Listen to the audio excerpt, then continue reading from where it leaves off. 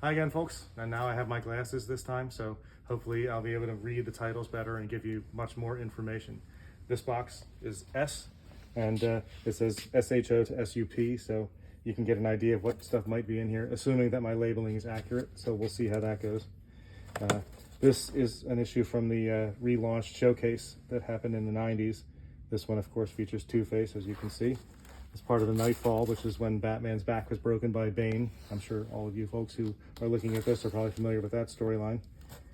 There's some Two-Face. So, of course, now we're in S's, and here's some Spider-Mans. This is by Dan Slott, who had a really long run on the Amazing Spider-Man title, and he's done a lot of Spider-Man books since that time. And this is one of the miniseries.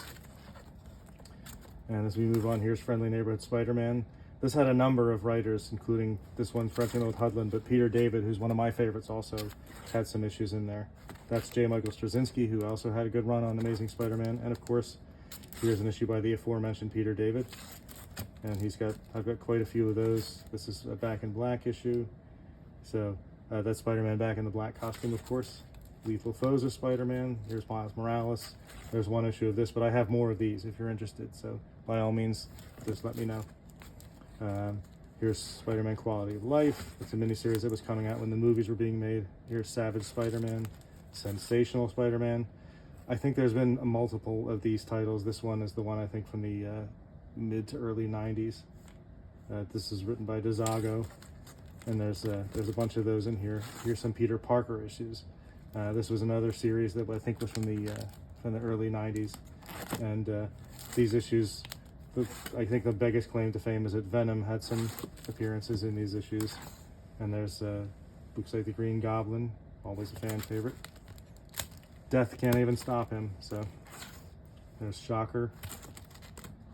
More of these are Peter Parker, so there's just so many, there's a bunch of these issues.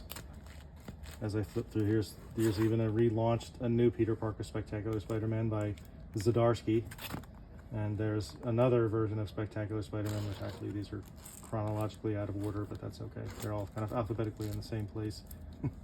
And of course, who can go to S without Star Wars? There's a nice copy of Star Wars #1, if you're interested in that. Got a couple of those. Here's a variant of Spider-Man #1. Or not Spider-Man, Star Wars #1.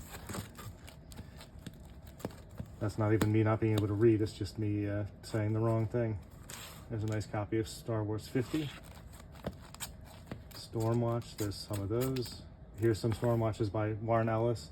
I think he started writing the title around issue 37 and kind of changed the direction and the tone. And I personally thought it was much better. And I got a couple of issues of that. Here's a relaunched Stormwatch series that followed that. I think that went for 11 issues, and that was also pretty good. So if you're interested in those, by all means, let me know. Strange Tales from the 70s. This has Gollum. Some of these had Doctor Strange in them, but they're Doctor Strange reprints, but that's still a great way to have the early Doctor Strange issues. And there's a bunch of those. Here's Supergirl. This was a miniseries that preceded the Supergirl series that was written by Peter David. And those are a bunch of those miniseries issues. And now here's the Peter David ongoing series that went on for, I think, about 80 issues. Really interesting concepts, and some of that, I think, influenced the television show, too. So I have a bunch of those. And Peter David's always worth a read. So if you're, in the market for something really interesting to read, you can hardly go wrong with Supergirl. And there is an issue that features the Spectre. And this is by Mark Miller, who's done many interesting things. Kick-Ass was one of his more well-known things, I think, but that's an issue of Superior. And that's it. I guess it's easier to get through the S's because I have more of the books of the particular titles instead of some one-offs. But that wraps it up for that. I have plenty of other issues, as you can see from the boxes around us, and we'll just keep going through them one at a time. And I also should note that some of the boxes are just one title. Like this box here, for example. This is nothing but Venom comics, so sooner or later we'll get to the boxes that have nothing but the same character in them, and maybe that'll be the next video, so we'll see what happens. But thank you again for your attention, and again, if you have any requests or would you like to buy any of the books that you've seen, let me know. Thank you, and have a great day.